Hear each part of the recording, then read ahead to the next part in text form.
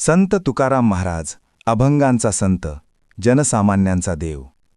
नमस्कार मित्रांनो, स्वागत आहे आपल्या ज्ञानमंचवर. आज आपण जाणून घेणार आहोत वारकरी संप्रदायातील एक तेजस्वी दीपस्तंभ, संत तुकाराम महाराज. संत तुकाराम महाराजांचा जन्म इसवी सन 1608 साली देहू या पवित्र गावात झाला. ते व्यापारी कुटुंबात जन्मले, पण आयुष्याने त्यांना दारिद्र्य, उपेक्षा आणि दुःख हेच जास्त दिलं. घरचं नुकसान झालं, कर्ज वाढलं, लोकांनी टोमणे मारले, पण तुकाराम महाराज खचले नाहीत. त्यांनी आधार घेतला विठ्ठलगामाचा. नाम घ्या रे विठ्ठलाचं, हा मंत्रच त्यांच्या जीवनाचा श्वास झाला. तुकाराम महाराजांनी अभंगांच्या माध्यमातून देव आणि माणूस यांच्यातील अंतर मिटवलं.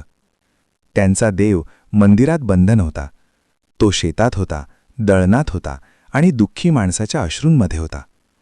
त्यांनी सांगितलं, जे का रंजले गांजले त्यासी म्हणे जो आपुले. हा विचार फक्त कविता नव्हती, तो समाजाला दिलेला संदेश होता. तुकाराम महाराजांनी अंधश्रद्धा, अहंकार आणि ढोंगावर थेट प्रहार केला. त्यांचे अभंग सोप्या भाषेत होते, पण अर्थाने खोल होते. इतिहास सांगतो की त्यांचे अभंग इंद्रायणी नदीत फेकण्यात आले, पण विश्वास एवढा दृढ होता की ते अभंग पुन्हा पाण्यावर तरंगत आले आणि तुकाराम संत म्हणून नव्हे तर अनुभवाचा साक्षात देव म्हणून ओळखले गेले. इसवी सन 1649 साली तुकाराम महाराज वैकुंठ गमनाला गेले, पण त्यांच्या अभंगांचा आवाज आजही महाराष्ट्राच्या कानाकोपऱ्यात घुमतो आहे. मित्रांनो, संत तुकाराम महाराज आपल्याला हेच शिकवतात. दुःखातही नामस्मरण, अहंकाराऐवजी नम्रता आणि भक्तीतून मानवता.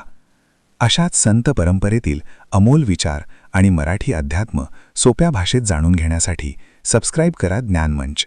जय जय रामकृष्ण हरी.